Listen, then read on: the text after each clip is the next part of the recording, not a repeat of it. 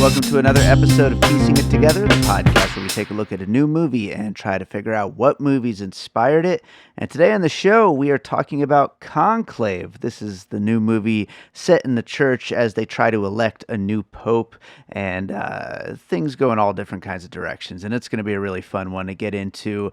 Joining me to talk about it, I've got Chase Hutchinson joining me, and we get into lots of great puzzle pieces here. So a great conversation coming up.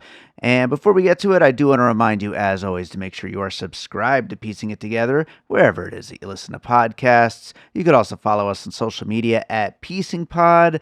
And don't forget to join my Facebook group, Popcorn and Puzzle Pieces, where we continue the conversation about all the movies we talk about here on the show. Also, we do have a Patreon, the Produced by David Rosen Patreon, where I post bonus and advanced content from Piecing It Together, from Awesome Movie Year. There's actually about to be a new bonus episode from Awesome Movie Year on Easy Rider coming up in the next, couple, it might even be today, actually, but it's coming up real soon.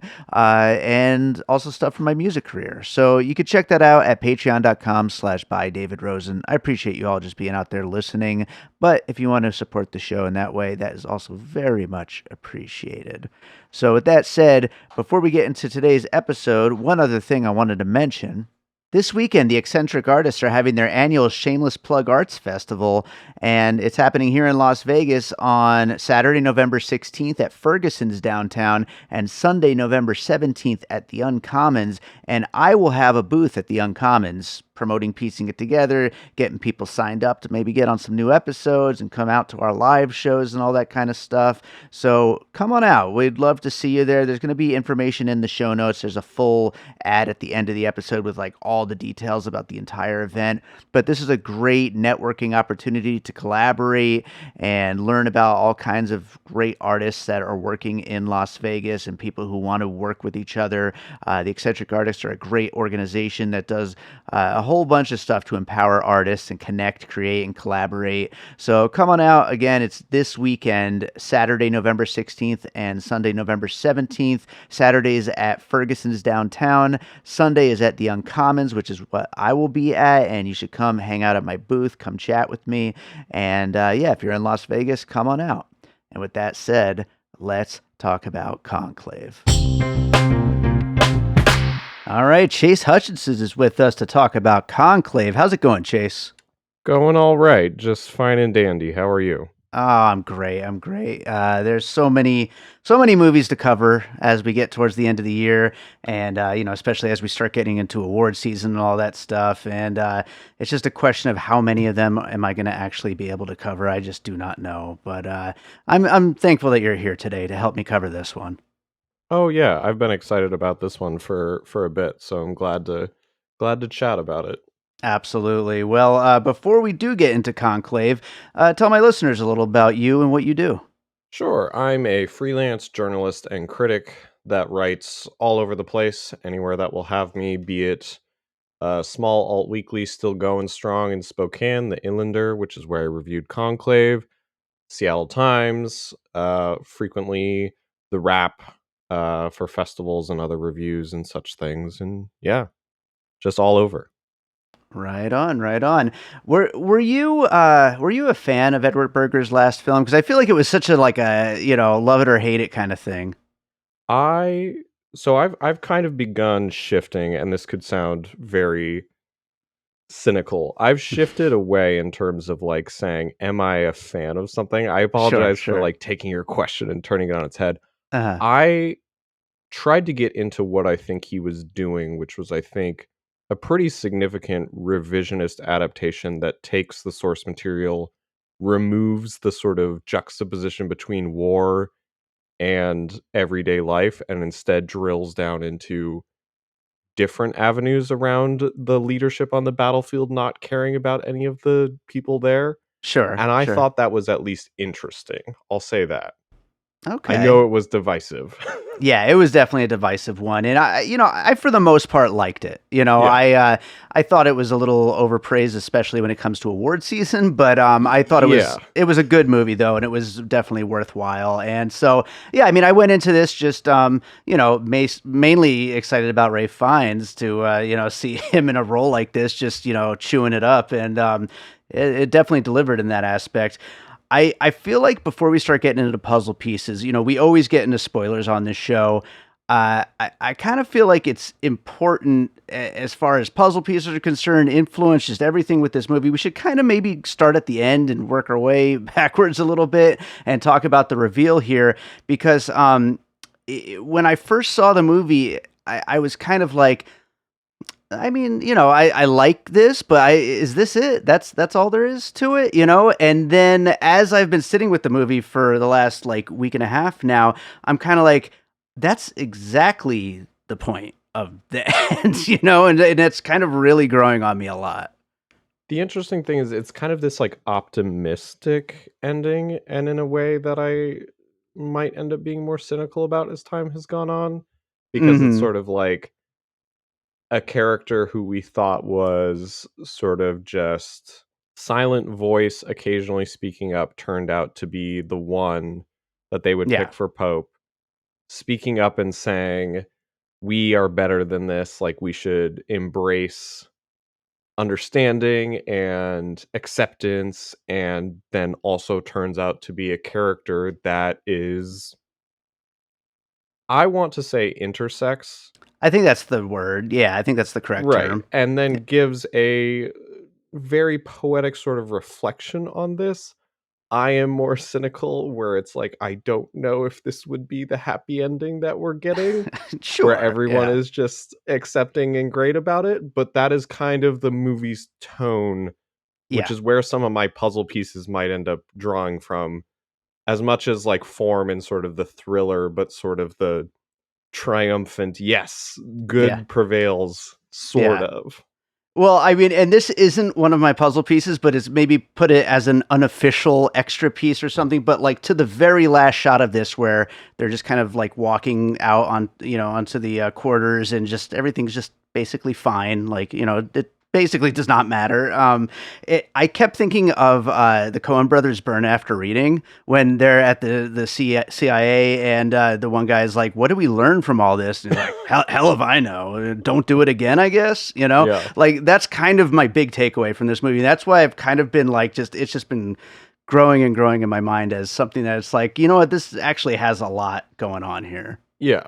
And I will say that I think, while that's like very funny and I love that scene quite a bit, the scene of Ray Fiennes' Cardinal Lawrence presumably leaving the church, it certainly seems, or at least like going back to a different relationship to his faith, looking out and seeing sisters of the congregation like talking and seeming happy, Yeah. that seems to be more sentimental.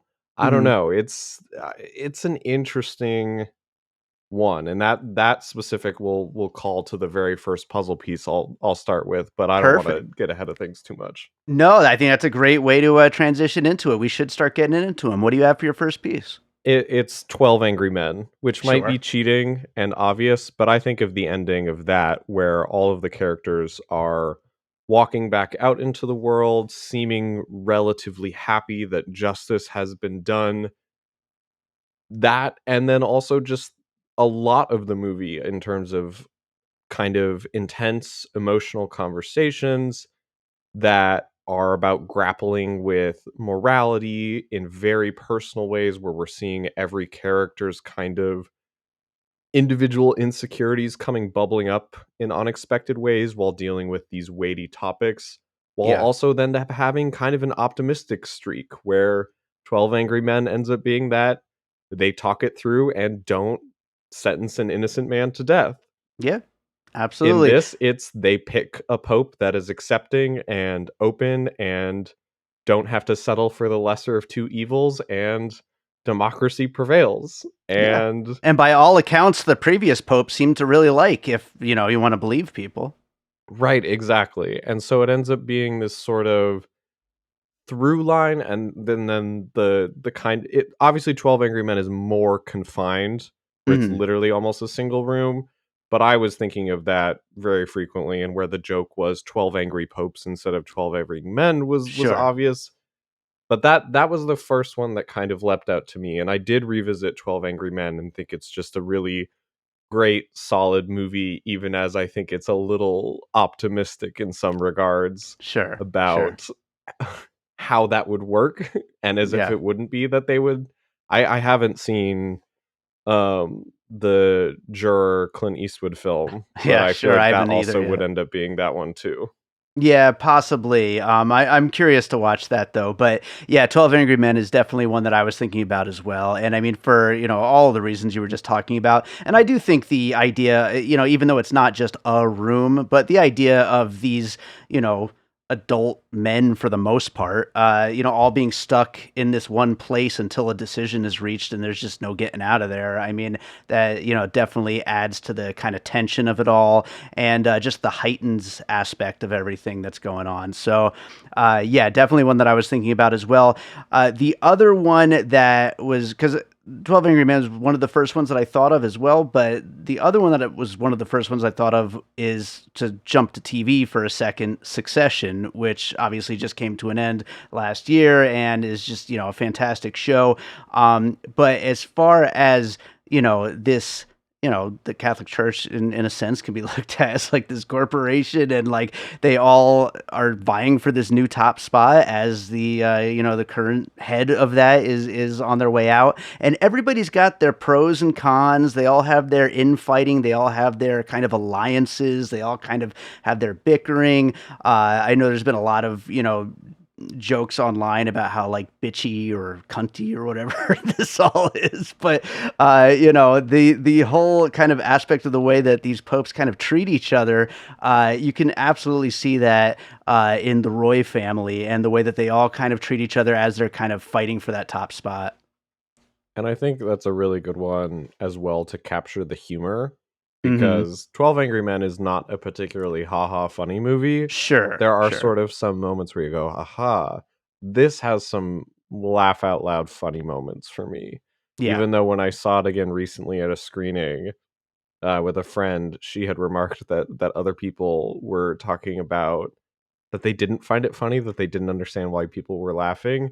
When Hmm. to me, the self seriousness of the characters and the ego of all of them, that is where the humor comes from. Yeah. Succession has like more kind of outrageous lines, but I Sure. think kind of a shared biting sense of humor about all these people, their inflated egos, their self importance, and then realizing that they're all just fighting over something that is important because we certainly make it so. The Yeah. Catholic Church probably in more ways than one to like giant corporations that wield power. I don't know if that would be sacrilegious to say, but it certainly is that they wield influence. And so Yeah. people are drawn to that power, to that larger than life status, and all the characters sort of saying everyone has chosen, or at least Stanley Tucci's name, everyone has chosen the name they would accept as Pope, nobody would admit it. And you Right. slowly begin to realize that just like the Roy family, all of them want this because they don't really have anything else. Yeah. Sure. And it's kind of similar to this, is that this is the most important thing for all of them in one way or another. Absolutely, yeah, and even Lawrence, even Ray Fiennes' character, like he eventually like that whole kind of armor that he's put up for himself, like, oh, I really don't want this. Like, even that's kind of cracking. You could kind of see it that he's starting to think about it, but yeah, ultimately everybody basically wants it. They're that's the biggest problem I would imagine in any of these kind of situations is everybody wants it at some point, but they have to pretend they don't. So let's go to another piece. What do you got next? I was going to say ones that might be somewhat cheating because I could have said goofy things that might be kind of funny to pick, like Angels and Demons or The Two Popes, Hmm. which like we could have like a semi funny conversation about it. But I actually looked a little bit into what Edward Berger had been talking about. And he was referencing sort of thriller conspiracy movies that are grounded.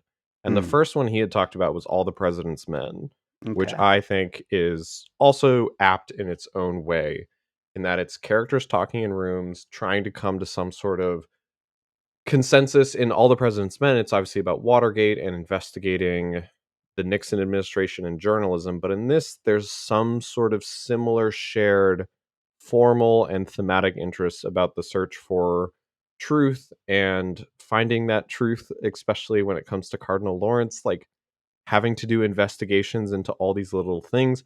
This is a little more silly than that, but I Sure. certainly think that the interesting shared kind of tissue that they have in their makeup is there. And so that was one that had kind of leapt out to me.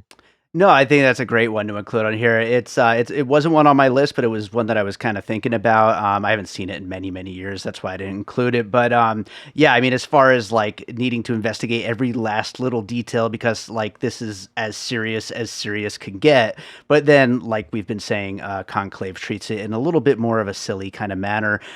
For that reason, I'm going to jump to a more silly one because I was trying to think of a good election movie because I mean, really, when it comes down to it, that's what's going on here. They are electing a new pope, and everybody has to vote, and there's a whole lot of just heated secrecy about who's going to vote for who and all that stuff.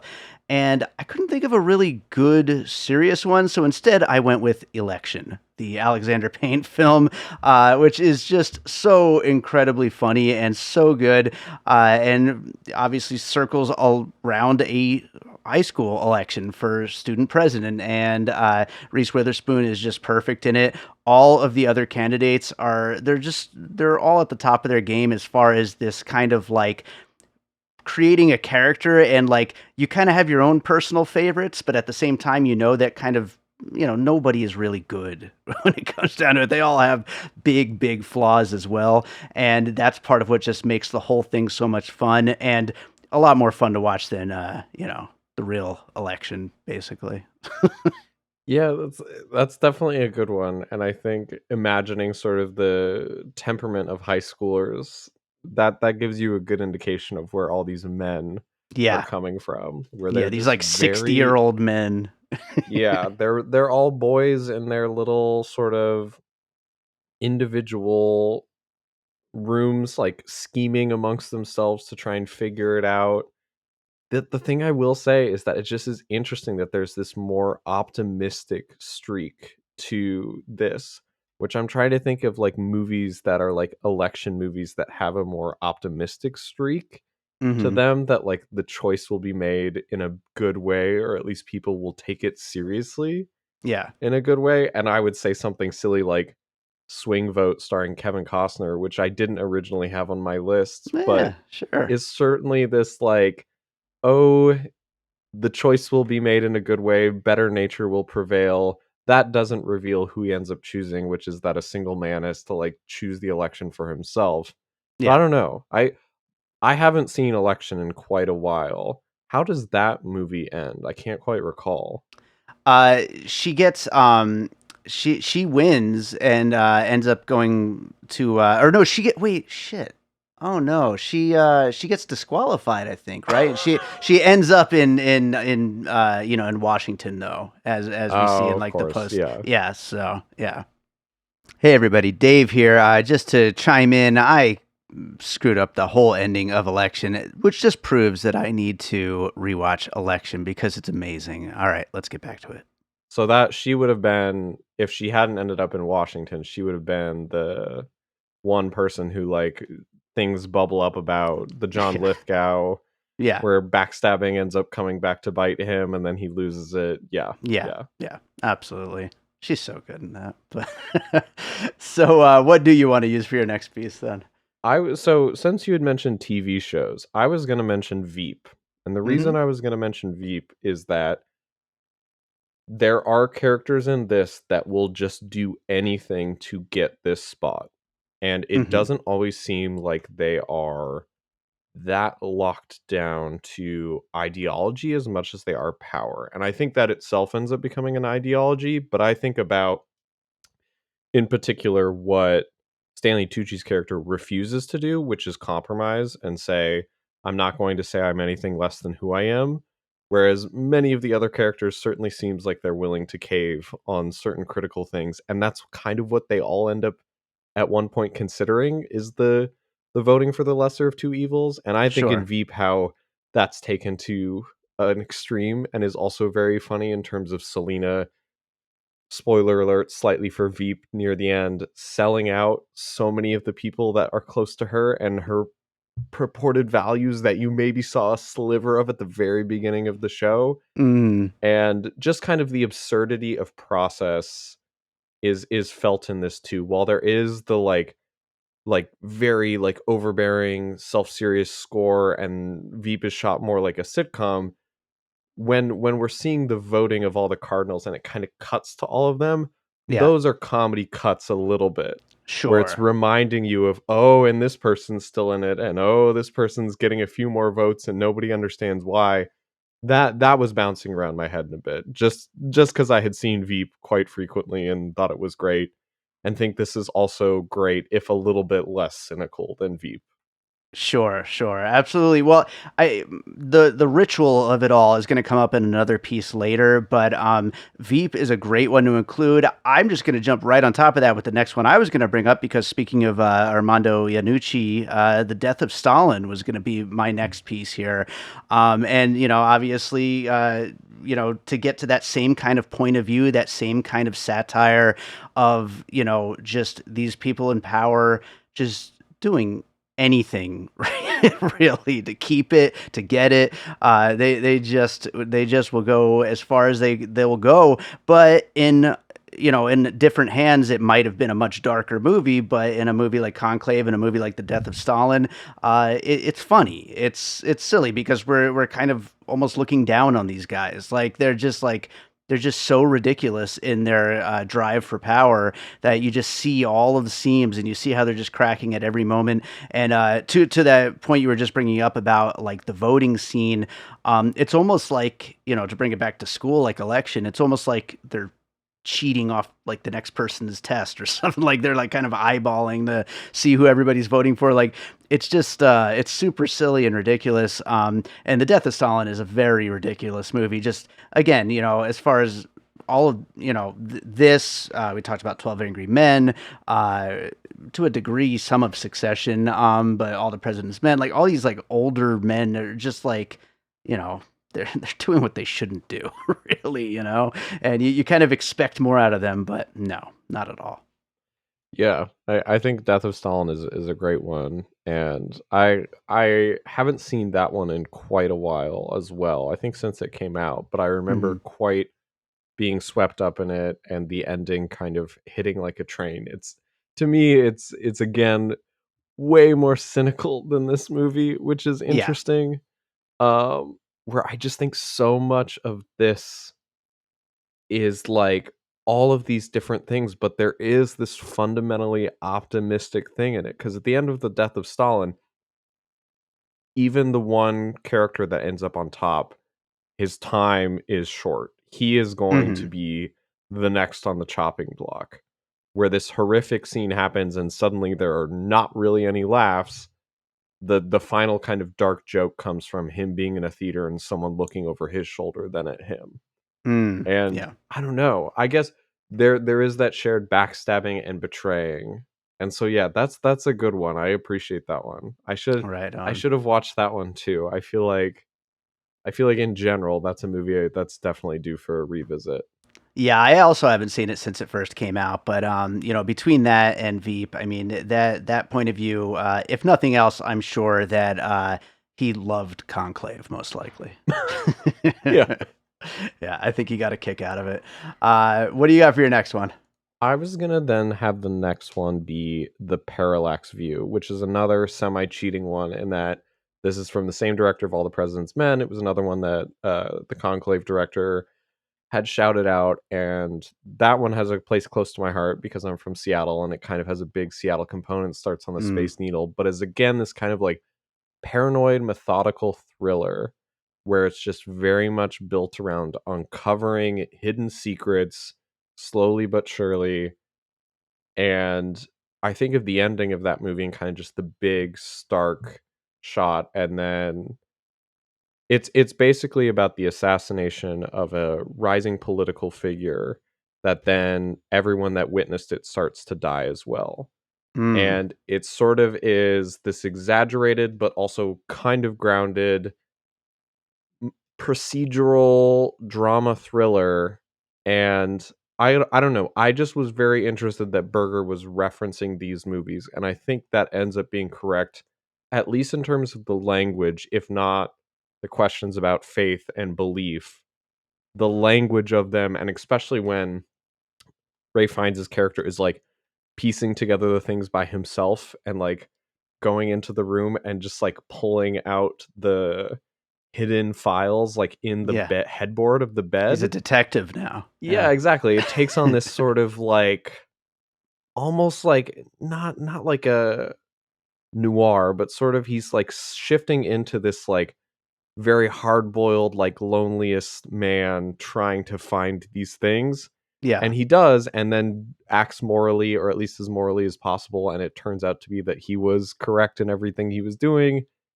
And so that's where the optimism comes in. But I don't know, the language and the kind of piece by piece putting things together, I see why the parallax view was something he referenced and was then something I also was going to say for one.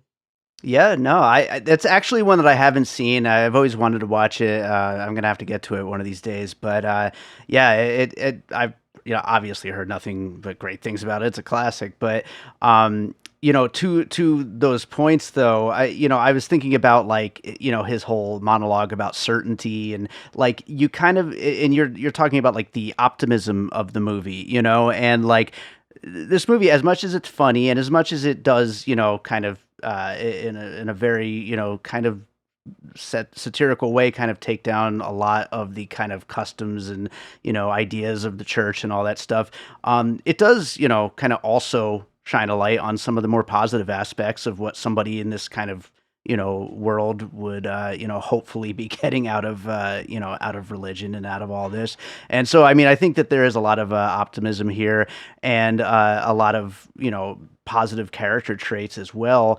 And then once he turns detective, I mean it mashes up a lot of different stuff here. And it's interesting to hear that Edward Berger was interested in those kind of things. It kind of shows that like it's as much a comedy as it is a more serious film, because I mean there is this very serious thing at the center of it. It's just the characters are played for some real cattiness and silliness too.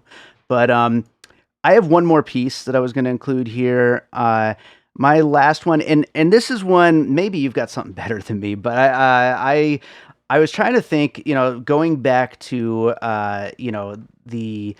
the kind of attention to detail to all their like silly little rituals. Like I was thinking of like during the voting scene we were talking about that little box with the lid where they put the folded vote on it and then it slips in, and just all of their little rituals and all these things. I was trying to think of a movie that kind of focused in on that kind of stuff a lot. And really the closest thing I could get to was American Psycho and Christian Bale's Patrick Bateman character.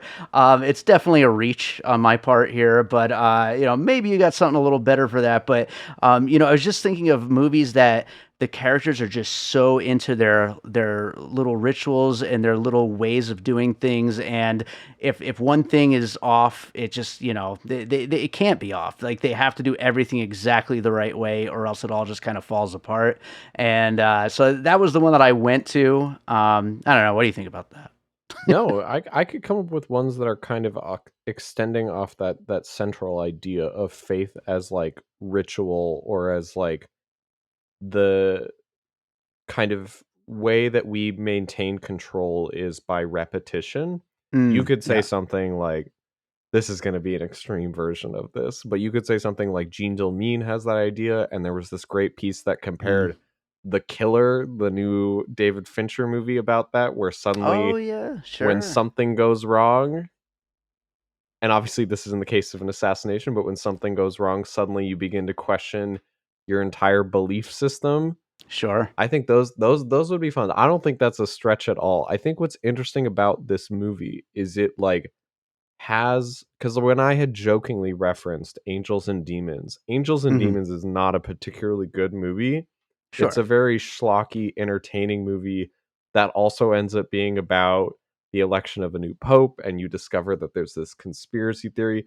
This is more grounded, but I would say has like a shared sense of fun, but also has these deeper ideas about human psyche and ego and like the way we kind of maintain order, because and Angels and Demons does not. It ends with Ewan McGregor paragliding down from the sky after setting off the explosion of like a MacGuffin like antimatter thing. It's Amazing. not good. This is about in particular with Ray Fiennes, him struggling with doubt and his beliefs sort of crumbling around him. And he's managing to like hold on by going through the rituals of this process. But as he begins to see that people are lying every single moment or hiding things, that begins to like only deepen the doubts that he has. So those Sure. that would be one that I think definitely could be in conversation. But I also think this movie is then just it's a kind of it's a weird one because then it ends up being much sillier at times too. And I Sure. don't there was the conversation going around of this would be the ultimate movie for the challenge of replace all the actors with Muppets except for one. And I think the obvious answer is Ray Fiennes, but I think there were lots of people making good cases for others. But Ray Fiennes is just very committed to the part, and you really believe all of it. So Yeah. I could totally see it being that almost similar to a serial killer or someone who's just fixated on details, Right. like just every tiny adjustment where like nothing is left to chance. And of course, that not being how the world works, but they're still going to try. Yeah, I think that's a Yeah. very interesting one. I just love that in the span of about 4 minutes right now, we talked about American Psycho, Gene Dillman, The Killer, and Angels and Demons. Like that's a ridiculous list right there. But I think it all works really well here with Conclave. But do you have any more pieces you want to bring up? I'll maybe say, even though I had said it as a joke before, I don't. This was one of the very first. This is gonna reveal that I haven't been doing this for like super long, but like still quite a while.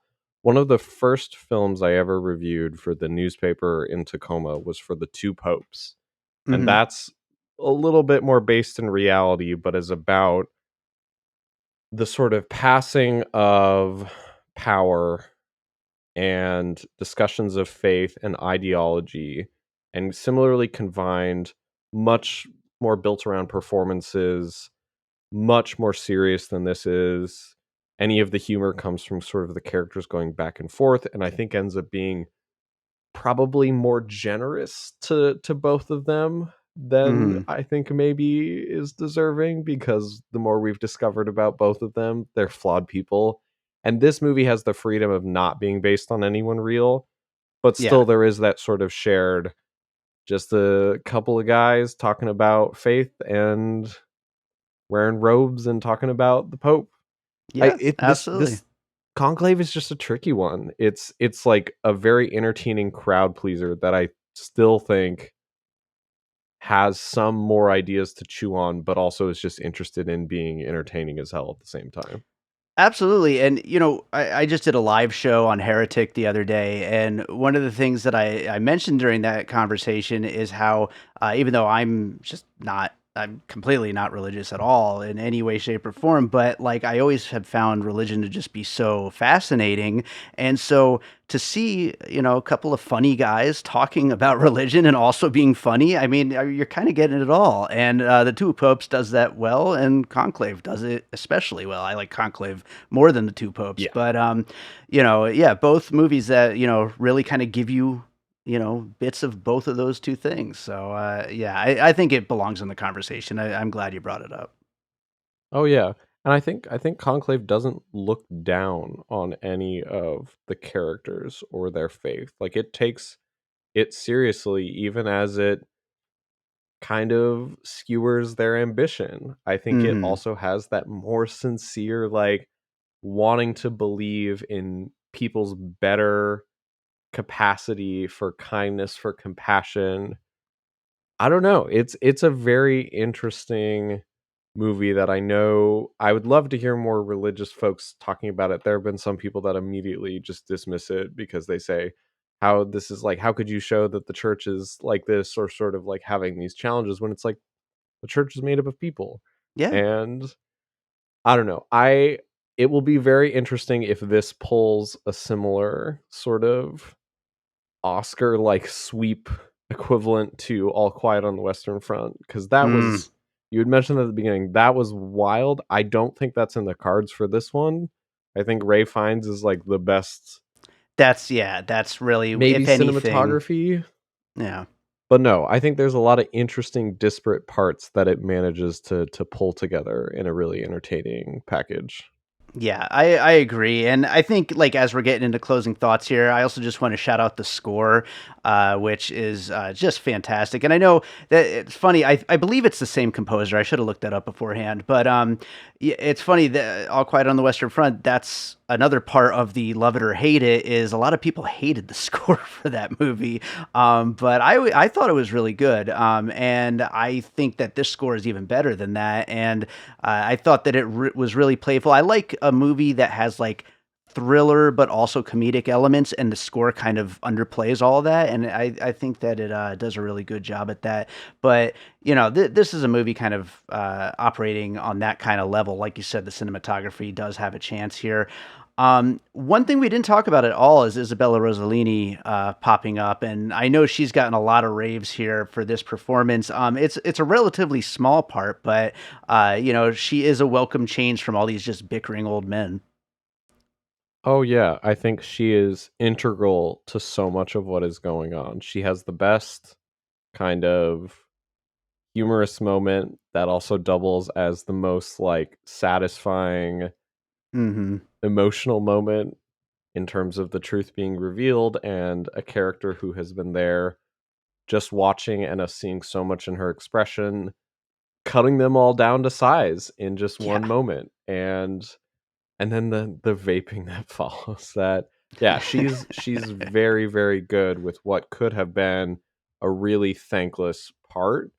Yeah. And yeah, she's phenomenal. That would be very funny if she because I'm trying to think like of in terms of characters who have so few lines but like sneak in and get sort of Oscar. Not that Oscars matter for everything, but it's always kind of Sure. interesting. No, for I sure. I think she's fantastic. Absolutely. Well, I think that's a good place to wrap up Conclave. Chase, is there another movie that you watched recently you want to recommend to our listeners? Does it have to be a movie that's already out or can it be an upcoming movie? It could be an upcoming movie if you'd like. Sure. I think the last movie I actually watched, let me see. Yeah, the one of the last movies I watched was The Brutalist, which I had already Mm. seen. And I actually just saw it the other day too. It's the last movie I've watched as well. yeah, it's really something. I remember the first time I saw it, I was like, well, I need to see that again.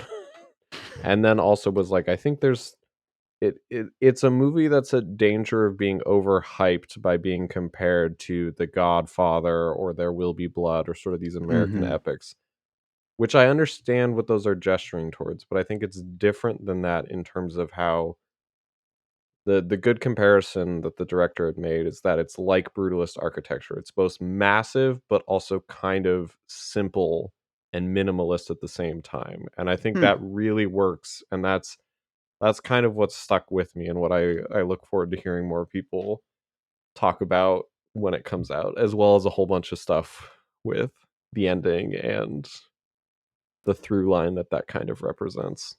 Yeah, that movie is a lot, and it's going to be interesting to see where people come in on it. But yeah, I think this is great, Chase. Thank you so much for doing the show. Tell people where they can find you and your writing. Yeah, sure. Thanks so much for having me. I'm trying to be less on the bad place online, so I guess I'll shout out my Blue Ski, even though Sure, I know it's Blue Sky. I'm calling it Blue Ski. I like that. I'm with Even that. though people gave me a hard time about that. That's been the place that's been the most fun of people kind of sharing things, and it feels much more. I don't know. Good discussions can happen there that can't happen elsewhere. So I'm at eclectichutch.bsky or whatever sort of the way that those folks can find me. Right on, right on. Well, yeah, I will connect with you on there. I mean, I haven't really started using it, but I at least signed up because the other one is gonna crash and burn any day now. But Yeah, yeah. yeah. So anyway, thank you so much, Chase, for doing the show. And I know we've been talking about getting you on for a long time. I'm glad to finally get you here, and hopefully we'll get you back again sometime. Yeah, I would love to do it again. Thanks so much for having me. All right, so I hope you enjoyed that conversation about Conclave. Thanks so much to Chase Hutchinson for joining me on that one, and thank you to all of you for listening. If you're enjoying piecing it together, make sure you're subscribed. You could subscribe wherever it is that you're listening right now. And if you like the show, maybe drop us a little 5-star rating and review. That would be very helpful to make sure that more people check out the show. We could keep doing all kinds of fun stuff, covering lots of movies and, doing everything we do here at Piecing It Together. So, also, I want to remind you, I know there's probably an ad at the beginning I probably inserted or something, but we do have a live show coming up this coming week. It is Thursday, November 21st on Gladiator 2. That's at Maya Cinema. It's going to be an awesome one. And at the time that this goes up, you can still win tickets for a couple days. So if you're listening to this when it comes out, then get on over to piecingpod.com and click on the Gladiator banner and, enter to win some tickets because we'd love to see you there at Maya Cinemas on November 21st. And also, if you're, listening and thinking, hey, I've got some puzzle pieces for Conclave that you guys didn't mention, send them in. I always love hearing from listeners, and I love hearing your puzzle pieces and hearing what you thought of, and I will read them on the next trailer episode. So do get in touch. I'd love to hear from you.